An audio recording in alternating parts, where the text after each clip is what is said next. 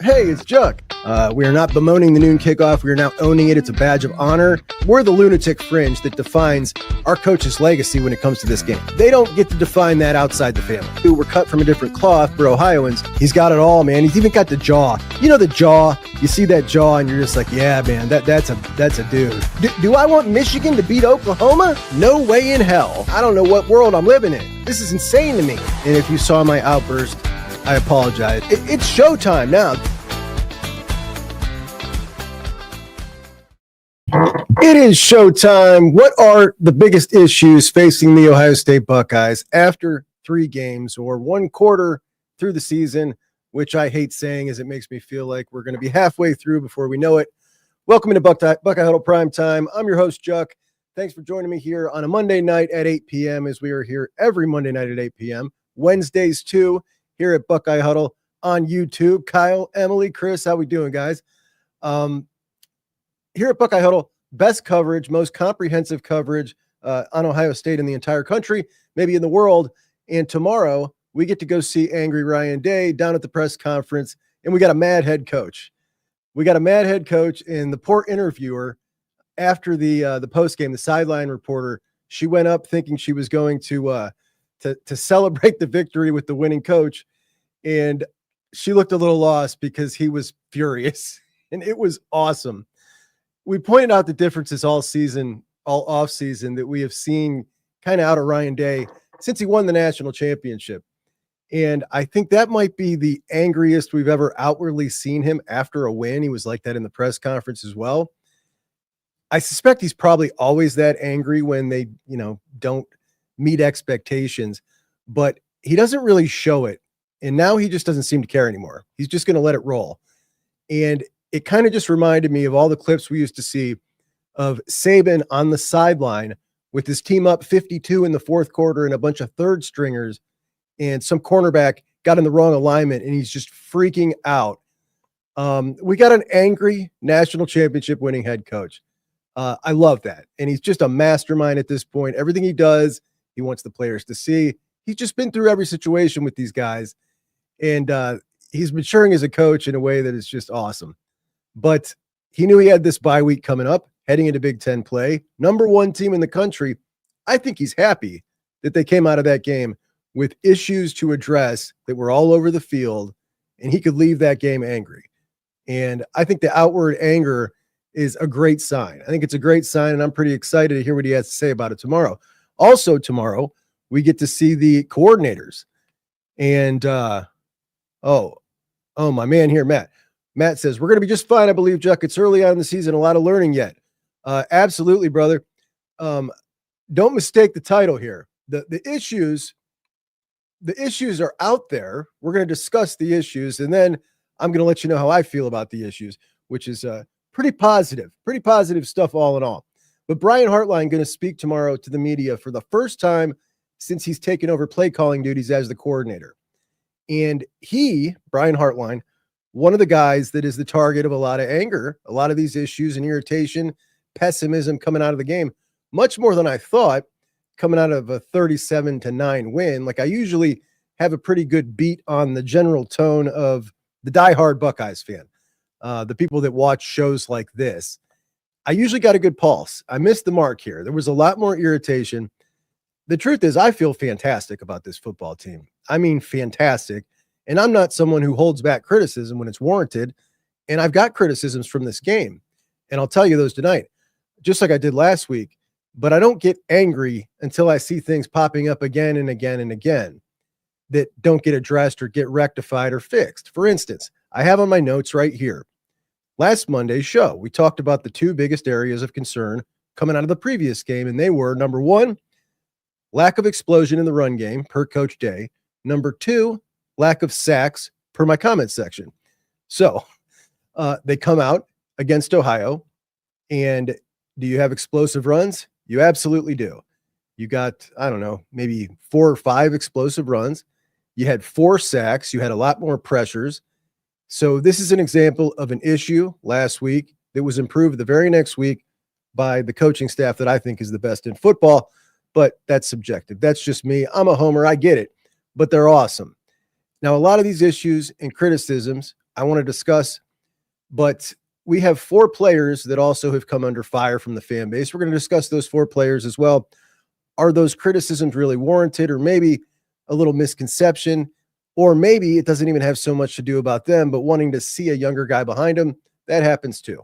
But before we do that, I want to put this into a little perspective that I like to do with myself every week before I start the show, to kind of ground myself as to, all right, how do I come about this from the proper way when I'm analyzing this team? And I like to go back to how I was feeling about the team at the start of the season, after all off season, where we all sit and talk about the team all off season. What are we going to see? And we figure out what players we think are going to pop, etc. What were your expectations from this team through 3 weeks and for the entire season? For many, that expectation was, we're probably going to lose to Texas, and that's okay. We can still make the playoffs. Well, they won that Texas game. That might not mean quite as much now as it did then, because Texas hasn't been looking very good. But they do have an excellent defense, and Ohio State didn't really open up the offense at all against those guys. I think if we saw them play again tomorrow, it would be a much different story. But they win that game. Then they have a scrimmage against Grambling that goes flawlessly, and we get to see a bunch of young guys play, which was great. Then they played Ohio, and we saw our first clunky half of football. A couple of things not ideal for sure. And then you blow it out in the end and almost cover still. And you finish your out of conference 3-0, sitting as the number 1 team in the country. And if we look back at what we've learned up until now, from the beginning of the season about this team, about how they're going to play defense, we've seen several players pop in a way that we had only hoped, right? We hoped Arvell would pop like this. We hoped IGB would improve with the penalties and look like a lockdown corner and a physical freak corner. We hoped Jermaine Matthews would step up and look like that man, and he does. We hoped Julian Sayin would look like this. And then we got some surprises. We got Jalen McClain playing like an absolute superstar. We got a freshman running back that is just totally taken the country by storm. We've got senior Caden Curry, who all of a sudden is turning into the best defensive lineman in the Big Ten right now. We've even seen Lorenzo Styles, who's one of the guys on our list, caught a lot of crap the other night. Up until that play, he's played very good so far this year. And we'll talk about a couple of those players. But when we do, let's just keep in mind, the players who've been somewhat disappointing so far, maybe the numbers like 2, 3, 4, there have been way more surprises than there have been disappointments. We'll put it that way. In addition, they're mastering a very complex defense that they seem to not only grasp very early on, but excel in. And we were told coming in, remember the expectation, this was going to be Jim Knowles' defense with a couple new wrinkles here and there. That is not what this is at all. It is awesome. It is phenomenal to watch. And I just don't think that there is any way through 3 games that this team is behind what anybody's expectations were, because they are quite far, far and away ahead of schedule. Julian Sayin, way ahead of schedule. Like the defense picking up all this stuff they're doing, way ahead of schedule. And the job they've done, turning over all these new starters, bringing in 2 coordinators, to only see one half of clunky football so far, where things didn't go right, but they still gained yards at will.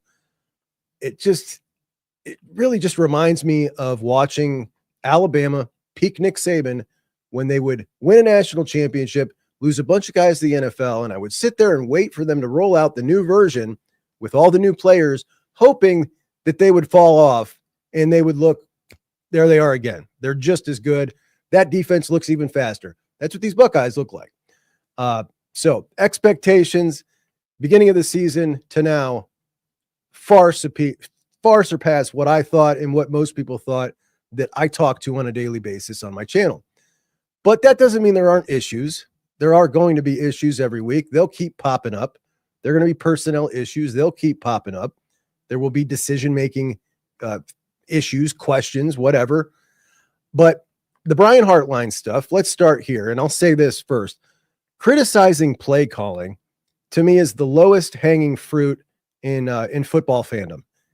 Like, if I was watching a football game with my mom, you might hear her say something like, I don't like the play calling. Nobody ever articulates actually what they mean by that. They just want it to be different, or they just want it to be successful, because every call is a bad call when it doesn't work. But overall, from Brian Hartline, I think we saw a pretty damn good game against Ohio. It was pretty balanced, 32 passes, 30 runs.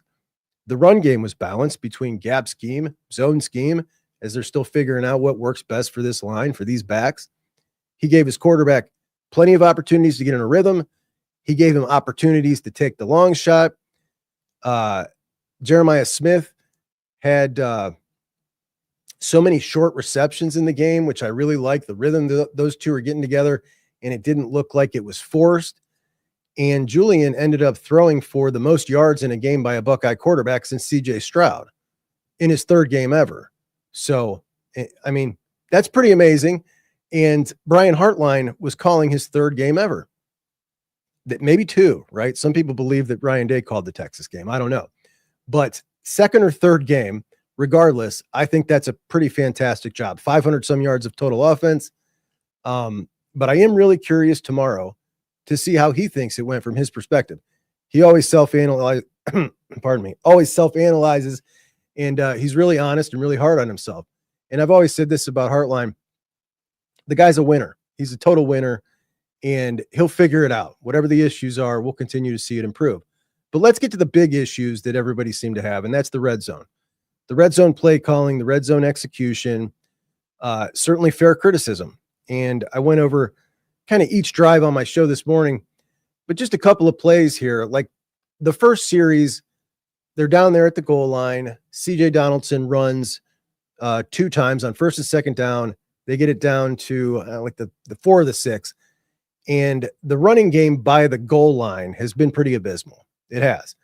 The one common denominator has been CJ Donaldson, the back down there. And we'll talk about that in a bit. But I just don't like being predictable and running on every first down there. Now, I thought that the pass plays that they called down there by the goal line were good, but you had the touchdown to Max Clare. But on the first series on 4th down, we saw CJ Donaldson heading out of the backfield into the flat and Carnell Tate slanting in, and the corner followed Carnell. Right at that moment, CJ is wide open for a touchdown. Quarterback misses him. On the other side, on another failed series down at the goal line, Brandon Innes, same kind of route, flashes open over there for a minute. Julian doesn't make the throw. Now he's covered. Those were 2 perfectly drawn up plays that got their man open for 2 touchdowns if Julian just whips it in there. And that's something I fully expect him to get in pretty short order. It's just going to take reps and experience. A lot of people hate the fade route. We see a couple of these a game. We've seen him to Carnell. We've seen him to Jeremiah. I'm not a huge fan of the route in general, but I will say at Ohio State with these 2 wide receivers against your average college cornerback, that's a pretty successful route, really. Those guys are monsters. They're great at coming down with those, and Julian will usually put it right on the money. And I just don't think that this is really a play calling issue. I think it's more a Julian experience issue that he'll master quickly. But the biggest issue, not the passing game down there, not the play calling, the running game execution by the goal line, to me. And I would love to see a couple of changes. And I think we might actually see one of those changes that I think would help a lot. And the first thing I'd love to see is experiment with this crazy idea here. I know it seems pretty clear that Ryan Day considers CJ Donaldson his hammer. He said as much, called him his hammer. And while it's true that CJ Donaldson runs directly to contact, much like a hammer, he also goes down on first contact. He has an unbelievably low broken tackle rate. I mean, it's below 5%. 95% of the time, the first guy that hits him brings him down. He is averaging 3.15 yards after contact. That's like little back numbers. That is not the kind of numbers you want from your hammer. And every single guy that gets a hand on him brings him down. He made the Ohio safety, Adonis Williams Jr., look so good. I looked the kid up to see, who is this guy? Is he a potential transfer candidate? The dude stonewalled him 2 straight plays down at the goal line. The second one, they met in the hole, like Riley Pettijohn against Grambling against that back. They met in the hole, head up. And this safety obliterated CJ Donaldson just as much as Riley did to that poor 175-pounder. And I just don't understand how a 6'2" experienced back doesn't understand how to get below his pads. As a tall guy, he's 6'2" and a legit 6'2". So a little alarming that we're not seeing him kind of plow through people like that. I thought at West Virginia, he was just kind of a guy. And I got excited when he lost weight and looked faster in the spring game. He's just a very unnatural running back. You can tell that he's a converted back. And when we look at all the options that you got on this team, CJ Donaldson weighs 227. That's a big, strong guy. So I certainly understand why Ryan Day would say, okay, that's the hammer. Bo Jackson weighs 223. That's a couple of pounds. Doesn't look like Bo weighs as much as him, but he does. And he's really good at getting skinny through the hole. Also, a much better natural feel for the position. And he adds the burst to get to the outside, as well as the same receiving ability. So I think what we'll see is the run game improving down by the goal line when Bo starts getting those reps. I'll also just say, for the record, I think Isaiah West would be a much better option than CJ Donaldson down there too, as the physical back. He runs with a certain physicality that actually runs through people and continues to go. I also think he's the second best running back on the team, but I'm not ready to go there with you guys right now. I don't want to hear it. But it's true. The second thing I would love to see, and what we saw last year, obviously, is a quarterback who was a run threat by the goal line. And all of a sudden, something that had been an issue. Remember, this is nothing. I think a lot of this is anxiety. Going back to 2023, this was a huge issue, converting touchdowns in the red zone. It's been an issue several times in Ryan Day's tenure. And I think all of a sudden we're seeing this and, okay, some anxiety. Are we going to have this again? Because it's a really frustrating thing to deal with. But you bring in Will Howard and all of a sudden it's gone. It's gone and it's a strength, right? Last year immediately was a strength. Ohio State was leading the country. They were like 85% touchdown conversion rate inside the 20. Right now you're at 25. Early on in the season was leading the country. Definitely you had better running backs and that certainly helped. But so much of it was the attention that they had to put on Will Howard for fear of the run. And Will Howard at Ohio State ran less than 4 times a game. He wasn't some running quarterback, but he could, and they knew he could. Running the quarterback always been an issue for Ryan Day. He does not want to do it, doesn't want to get his quarterback hurt, doesn't want him to run. He thinks that, a run is a wasted rep they could have and it puts him in danger. He hates it, and I get it. He's a quarterback guy, pours so much time and energy into the quarterback, and he doesn't get his quarterbacks injured, and that's great. But if you're really struggling in the red zone, I would kind of put forward that you aren't trying everything unless you're allowing your quarterback to be a threat to run. Ohio State has played 3 games so far. All 3 of those games, Arvell Reese has been spying on the quarterback because he's a run threat. You don't want to have to waste Arvell Reese and have him do that. You want him to do other things, but you want to make sure that quarterback doesn't beat you. Put that and put it on somebody else. Make them worry about that. We're heading out to Washington in 2 weeks. Biggest conversation leading into that game is going to be the threat of Damon Williams running the game. So I just think a couple of runs, a couple of read options from Julian Sayin down there, and he can do it, to keep them honest would open things up quite a bit. So there's the 2 things that I would like to see, but there is the third. And I heard this from a lot of people after we saw Lincoln Keenholz come in and pick up the 3rd down in the game the other night. He looked excellent doing it. Got his head taken off, man. Absolutely obliterated. But he was tough. He got right back up, and he's big. He's strong. He's an iron Buckeye. An explosive, shifty run, right? Ryan Day doesn't need to worry about him getting hurt. He's the backup quarterback, and he's tough. But you also get to reward him, and he gets to throw the football. Ryan Day said at the press conference that, the whole offense is open to him.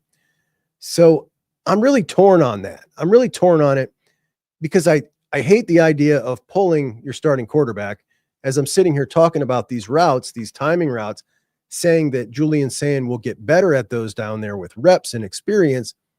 Every time you pull him out in favor of Lincoln for a series down there, it's one less experience Julian gets running the offense down there. Maybe it increases your odds to score a touchdown, but it certainly takes away a chance for Julian to grow. So that's the only real drawback. However, if it's a real problem and they don't want to run Julian at all costs, then maybe it is a good idea. I'm certainly not going to be mad if they do it because I think it'll be a pretty successful package, much more so than when they tried to stick Devin down there, who wasn't an athlete, and that was just a goofy thing to begin with. Lincoln is a legit athlete. So those are the things I think could potentially help. But I think the combination of Bo at the goal line and Julian as a guy that they need to at least account for or have some kind of fear that he will keep it with his ability to throw on the run is just a pretty lethal combination if they do those two things. I guess I'd say one more thing. It just seems to me like there are so many teams that pick up touchdowns so easy with a tight end coming off a block and then leaking into the end zone. And Jelani Thurman is a weapon that we've talked about for years that would be so lethal down there. And I just think that would be something to explore, man. I'm not sure how he's doing. Like, he's had maturity things over the years. He hasn't played a ton of snaps. He did catch a ball against Ohio. So he's not playing a ton of snaps. And I don't know if that's because he's in the doghouse or if he's not excelling. But I would have thought by this year he would be eating in to at least somebody's snaps. And he's still not. 5-6 snaps the other night. So I don't know, but he sure seems like a great weapon down there. So I wouldn't mind seeing that. He's just so tall, so long, so athletic. That would be an interesting thing to see. So other areas of concern, and we'll go over some personnel, but let me hit on you guys for a second here. As our guy Roger says, if the backup quarterback gets in goal line stance, then you have no backup. Backups get hurt in the goal line stance. Sorry. Yes, the backup can in fact get hurt. I just think that we would see Ryan Day more willing to run him. Mar says, the fact that he's lost all the weight and is like a feather just shows that he's not used to being a more tackleable size. Oh, talking about CJ. So yeah, he broke a lot more tackles last year. Juck, the problem with CJ is that he played at 240. It's obvious that he leaned on his weight to gain extra yards and the ability that's harder now. He was never a run you over guy. Yeah, it's a good point. So he's faster and shiftier, but his running style didn't adapt to that. It is a good point because when I watch him, it seems like he really does run to contact. Like, all right, that's his style. He's going to go truck somebody. And then he does, and he falls forward, but he can't get past him. And you would expect that to be about 15 to 20% of the time he's breaking that tackle. He's 5%. And that's just not good enough. Not good enough. Eric says, in my heart, we have in Bo and West 2 young Archie Griffins. 2, not 1 Archie. 2 Archies, says Eric. There we go. So other areas of concern, and let's go over the personnel as we've got, let's all like the show too, guys. That'd be awesome. Thanks. We got 4 players that I have noticed have kind of become the topic of conversation. And we'll start with the most obvious and the most widely panned right now, and that's Brandon Inniss. Brandon, the 3rd year, first-time starter, captain of the team, who hasn't done anything in his career other than garner all the love and support of all the teammates and the vast majority of Ohio State fans, which he deserves. He is not been utilized this year at all at offense. I mean, like, not at all. Well, a little bit, but he's returning punts, and most people have criticized him about that, even though he just had a 28-yarder, and I didn't see anybody give him any praise. I thought he had a pretty slick return, but I was live streaming during the game, and I can't tell you how many people were hating on BI. So not been utilized much, hasn't been much of the passing game. And what we're used to seeing at Ohio State is the slot receiver being a big part of the offense. I was under the impression that this year we would see that even more because you got a young quarterback, you got Max Clare as a tight end, Brandon Inniss as a slot. Going to see the young quarterback lean on those guys closest to him. Against Ohio, he played 31 snaps, BI did. And let's see, I'm sorry. Max Clare played 31 snaps, and he caught 2 passes, 1 touchdown. Brandon Inniss didn't get a single target. You had 8 different guys catch a pass, 2 wide receivers, 3 running backs, 3 tight ends, with a total of 7 targets to the running backs, 7 to the tight ends, 14 to the wide receivers, and not 1 to Brandon. So I don't know how you explain that. I don't know how you explain that totally.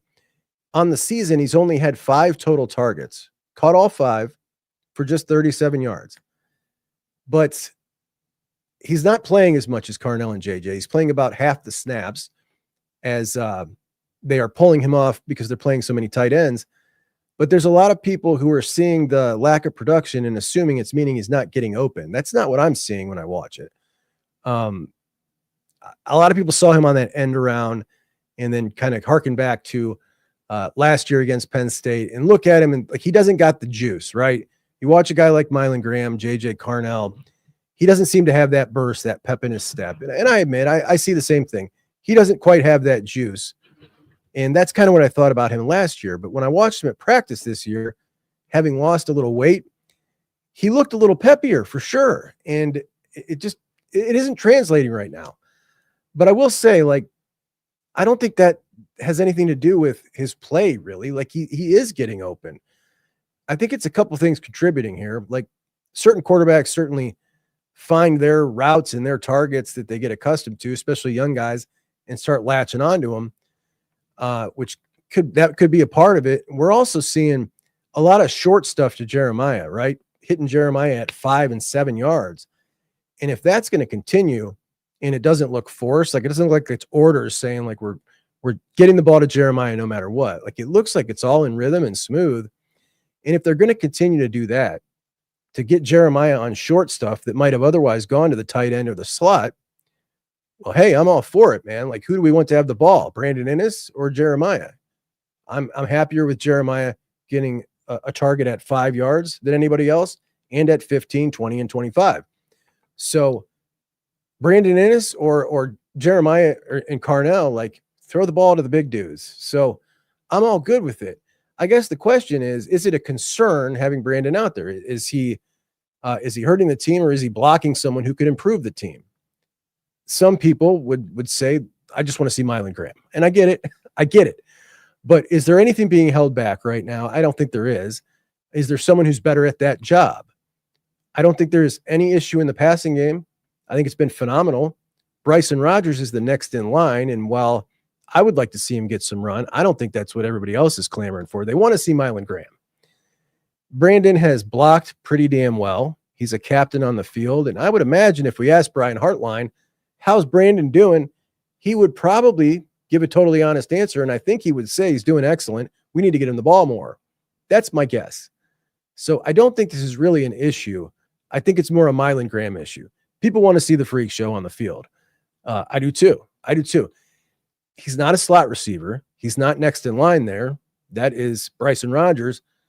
But sure, could he play the slot? I'm guessing they could probably make that happen pretty easily. You got so many talented young receivers. We've seen what Mylan can do athletically. And yeah, you'd love to see him on the field.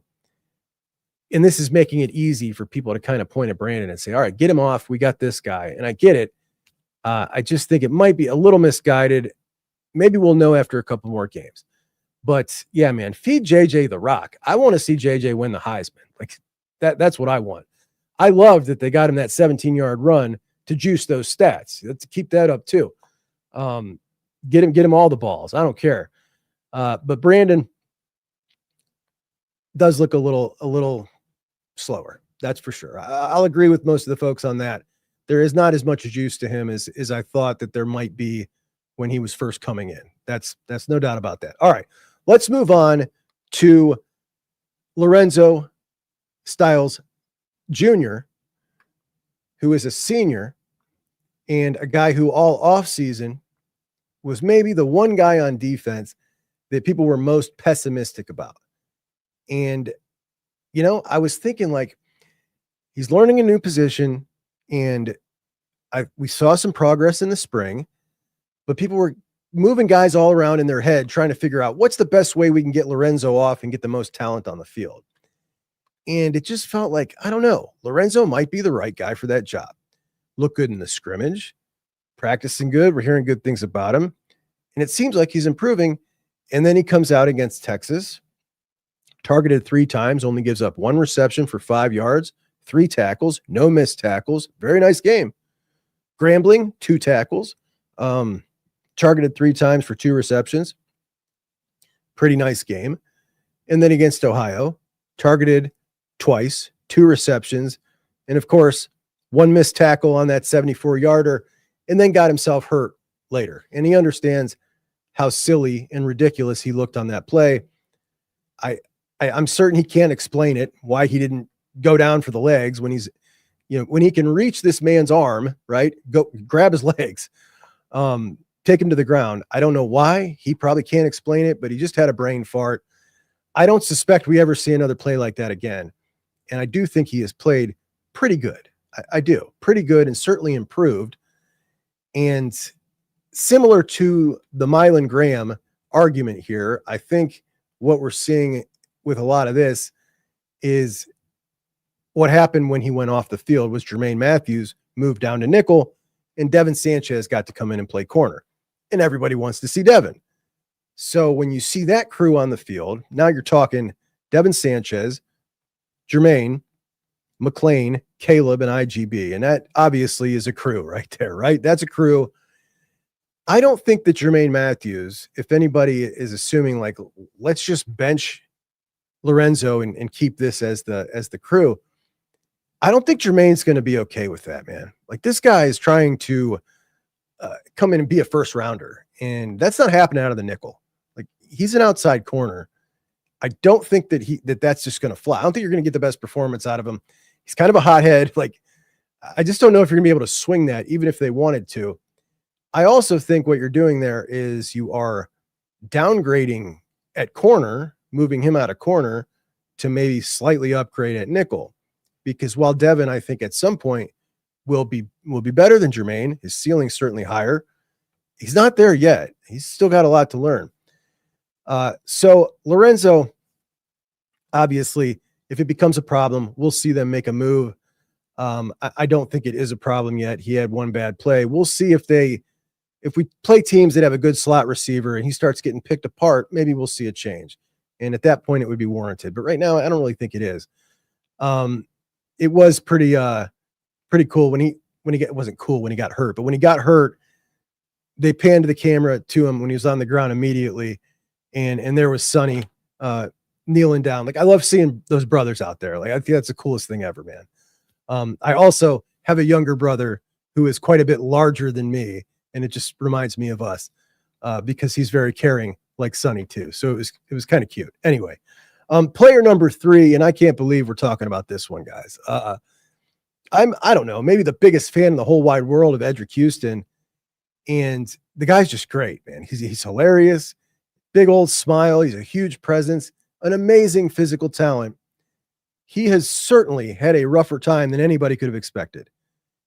Him and Caden McDonald, I did a poll in the middle of the offseason, and the poll was, who do you trust more? Caden McDonald and Edric Houston on the inside, or Kenyatta Jackson and Caden Curry on the outside to have a great season? And it was like 100% the 2 interior guys. That's how everybody thinks of K-Mac and Edric, what we thought of him at the time. And it seemed to me like this was going to be his coming out year. Obviously a new position, gets injured right before the season. That injury was like shockwaves, right? That was a huge, huge deal. We were all on edge. No big deal, no sweat. And then game number 3, he doesn't start the game. He doesn't start the game after playing just 10 snaps against Grambling. Now, I remember in that Grambling game, he got a penalty. Larry Johnson pulled him off immediately. And Larry was giving him the business on the sideline. And it looked to me like it was more than just a penalty. It looked like it was a little bit pent up from something previous. Then later in the game, Edric is back in the game, gets another penalty. Larry pulls him off immediately. And we just don't see that with veteran guys that are trusted guys. Like you get a penalty, you don't get yanked out of the game. So 10 snaps, and he didn't record a tackle, but he missed one. 35 players played in that game. He was the lowest PFF rated player on the defense. Against Texas, the 3rd lowest rated player on the defense, also recorded no tackles and a missed tackle. He has had not a single pressure on the year. And in week 3, he ends up playing 18 snaps. the lowest rated defensive lineman that played more than 3 snaps in the game. And 25th out of 30 defensive players didn't record a tackle. So overall, it's just been a rough start. It's been a really rough start for Edric, and I don't know why.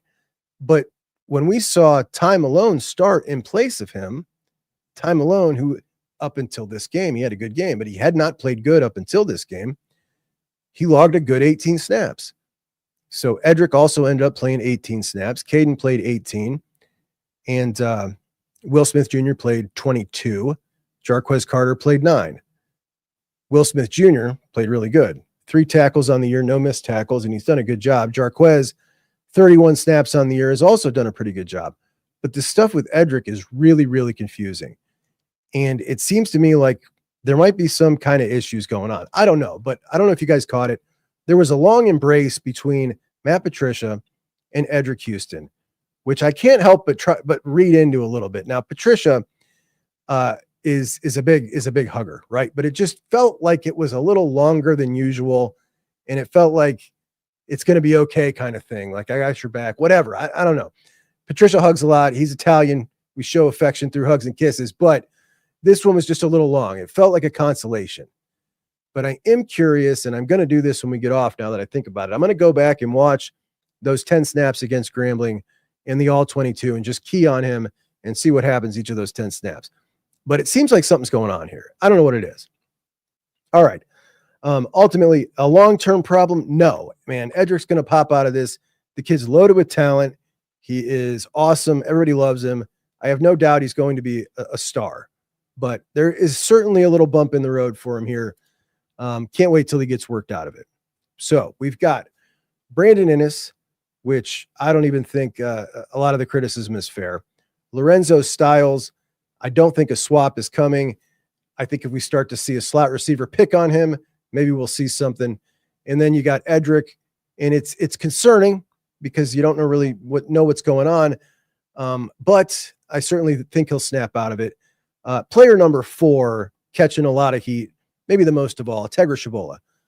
Tegra Shabola is the only offensive lineman in the starting lineup who is actively rotating with someone, right? He plays the lion's share of the snaps, and then Ethan Anyanwa comes in to spell him.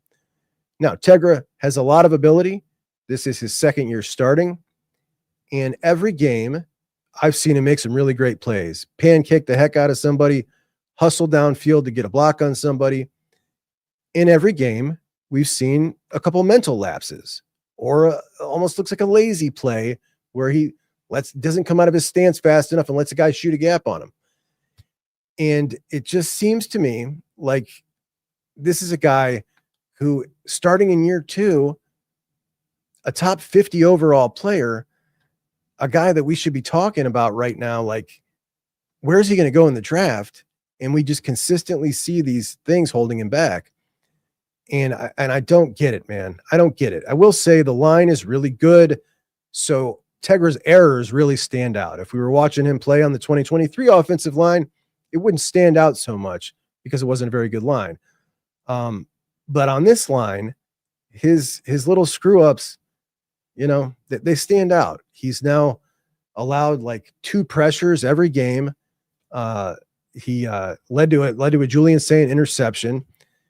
Coming into the game, one of my 8 questions that I ask in the pregame show, 8 questions coming in, and I answer them in the postgame. I was wondering, heading into that game, were we going to continue to see this rotation with Ethan Anyanwa and Tegra? Was the ratio going to stay the same, or was Ethan going to start maybe eating in to Tegra's snaps a little more? And ultimately, we saw it the same. Now, heading into the next game, being that it's Washington, maybe we don't see a change there.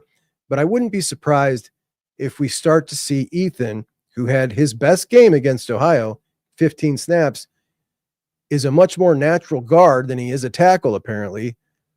He might start eating into these a little more, I think. I think he might.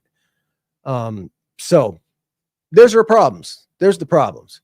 We got the red zone stuff, which I think will work itself out here, and I think it's mostly related to the run game, some personnel changes, and that'll get a lot better. Brandon Innes, Edric Houston, Lorenzo, and Tegra. Love to know what you guys think about that list. And if any of you have any additional reasons I didn't list as to why you may be irritated about something on that list, or maybe something new altogether. But all in all, just going over those things, right? Those are the bad things, or the not so great things. Let's talk about the great things. Number one team in the country, deservedly so, hands down, didn't lose a single vote in the new poll. Julian Sayin. Julian Sayin is putting together the beginning of an unbelievable freshman year. You know what? I hate this, man. I hate calling a redshirt freshman a freshman. I don't like it. I like to differentiate what a real freshman is. There's a huge difference between a guy who was playing last year high school football than a guy who was standing on the sideline at college, go to practice every year or every day. So I just hate it. But he is technically a freshman. But the kid's unflappable. He's everything we hoped he'd be. You got two new coordinators in Matt Patricia. Already we can say that's an upgrade. That dude's an upgrade. After 3 weeks, guy was supposed to come in and run Jim Knowles' defense, turns everything on its head, actually understands how to utilize individual talent and maximize it. And all the different looks we're seeing on the defensive line, like this looks like these guys look like pros. And the fact that they already have it down is just amazing. And teams that are preparing for the Buckeyes this year have to throw out everything they've used for years and start over. Penn State's starting over. Michigan's starting over. If we meet Oregon and Indy, they're starting over. They got to prep for a whole different defense with so many different looks. And we're just seeing the tip of the iceberg. Just the tip. The offensive line. The offensive line is gelling. They're getting better. Arvell's a star. Curry's a star. McLean's a star. Riley Pettijohn and TJ Alford are the future. Like so many great things we've seen so far. Maybe the best. We've got a young Nick Saban on our hands potentially. Maybe, potentially. He's showing signs. We'll put it that way. You got the national championship, angry in a win. We're seeing signs. Ohio State on the national stage after an unbelievable weekend of football. The Bucks still at number one as we pull up the top 25, and sitting at number two, Penn State. Penn State number two. Now, quite a few quarterbacks coming into the year were expected to be really, really good, better than Julian Sayin, that's for sure. Remember the preseason buzz about guys like DJ Lagway, Arch Manning, Cade Klubnik, Drew Aller, like on and on and on. We're seeing these guys that were supposed to be considerably better than Julian. They're not even close. Not even close. And taking a look at Julian's stats this morning, peep this here. Let me pull myself off the screen so you can see that a little better. Julian Sayin right now, and these are the leaders for completion percentage in the country. He is number two in the country in completion percentage behind Carson Beck. Dante Moore of Oregon right there with him. And Dylan Raiola right there with them. How about that? And then Bo Pribula. Bo Pribula was Penn State's backup quarterback that transferred to Missouri. This guy is vastly outplaying Drew Aller right now. Drew Aller is like 64% completion percentage right now, 4 touchdowns, 1 pick. Julian Sayin is way better. And the guy's only 3 games in, and he didn't get to play against Texas really, right? Like he did, but he didn't. He didn't really get to play. But when we look around the country here, like Penn State at number 2, they have got Oregon, not this Saturday, but the following Saturday in a whiteout. And if they beat Oregon, which I'm starting to lean heavily towards, wait a minute, is that this Saturday? That might be this. We got to check, guys. My point is, if Penn State wins that game, we're going to have another 1-2 matchup, I think, at the shoe this year. Can you imagine 2 number 1 versus number 2 matchups in 1 year at the stadium? That would be simply amazing.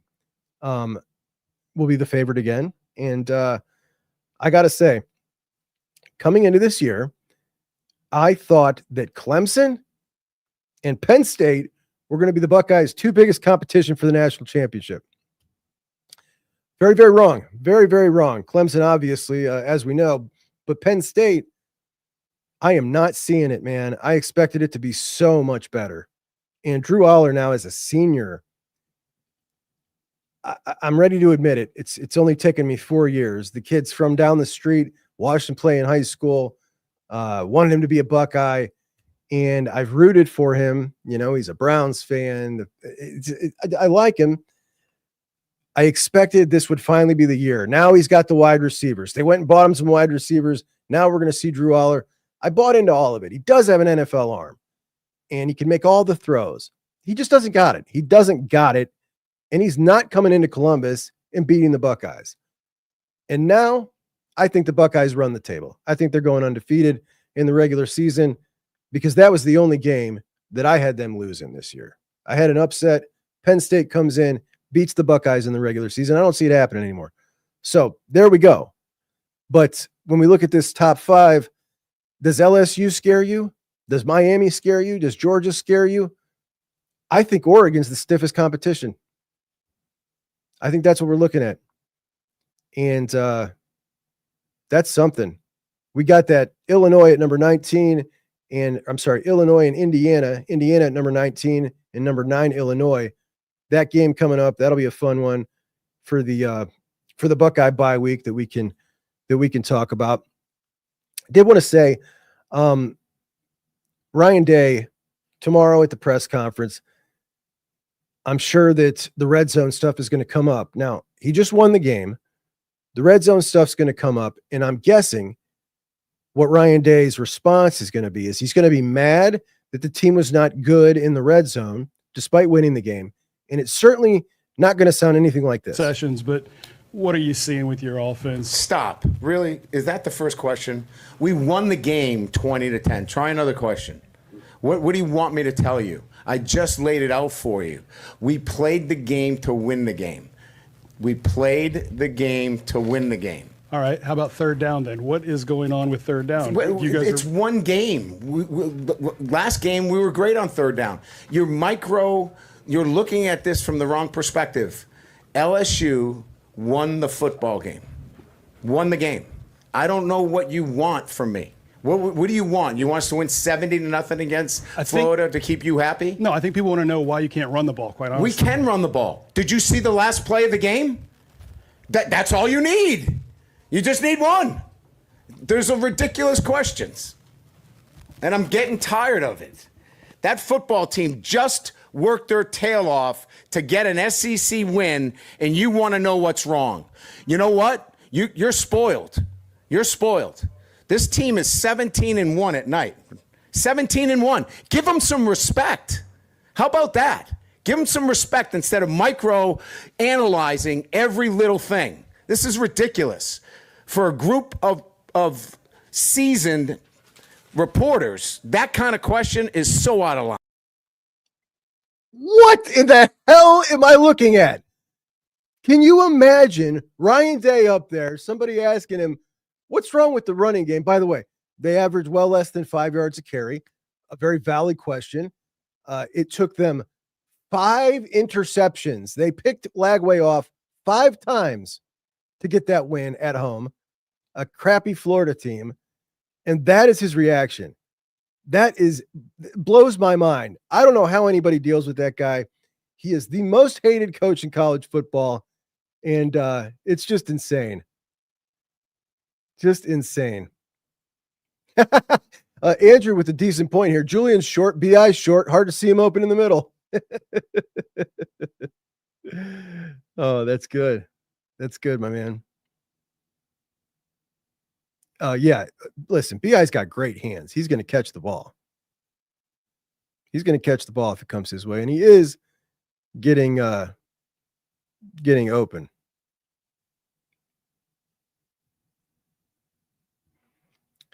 Chris thinks Rodgers would produce more of a threat in the slot than Ennis.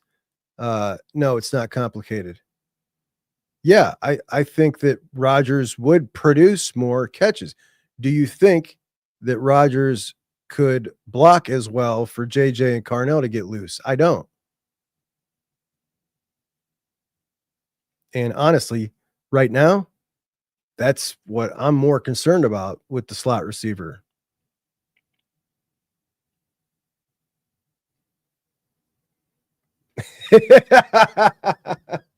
Emily said Houston's got kind of a baby face. So cute.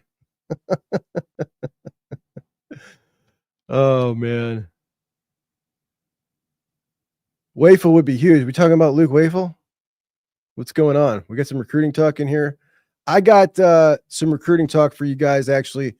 But tomorrow morning over in Juck on Bucks, I got some news, a couple of new Ohio recruits to go over, and some news for tomorrow morning's video over on Juck. Jake is concerned about Tegra, the red zone issues, not like 2023. Lost chip as well. Going to be some regression. Plays were open, didn't execute. BI and Lorenzo don't elicit concern.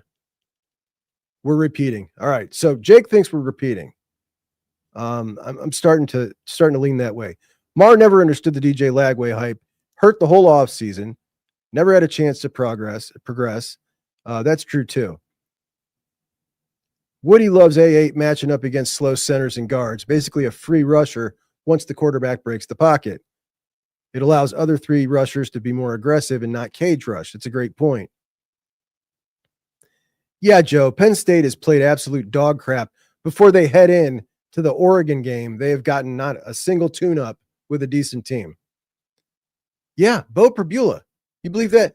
Bo Pribula from Pennsylvania transfers to Missouri from Penn State, has to leave during the postseason, which was a real shame.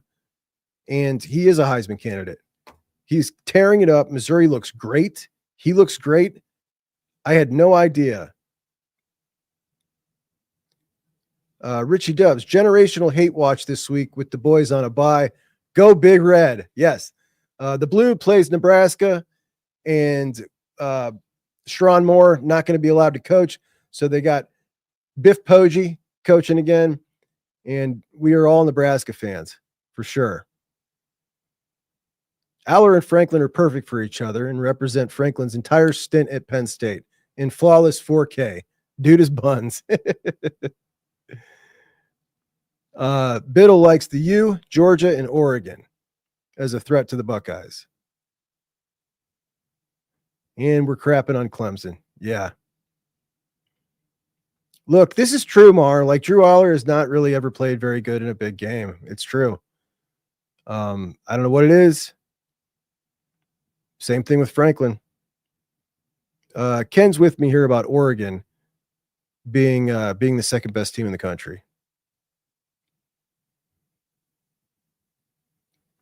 Emily, if that game is a 1-2 game, I don't think there's any way that I could possibly make an excuse to not go to that game, right?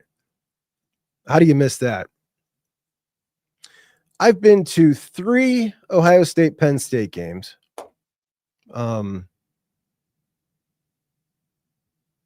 generally like I want to say that I've watched like so many other different teams play in the shoe. So I hate doing repeats, but Penn State in the game, those are okay to repeat. You hate Dabo more, Jake? You hate Dabo more than Brian Kelly?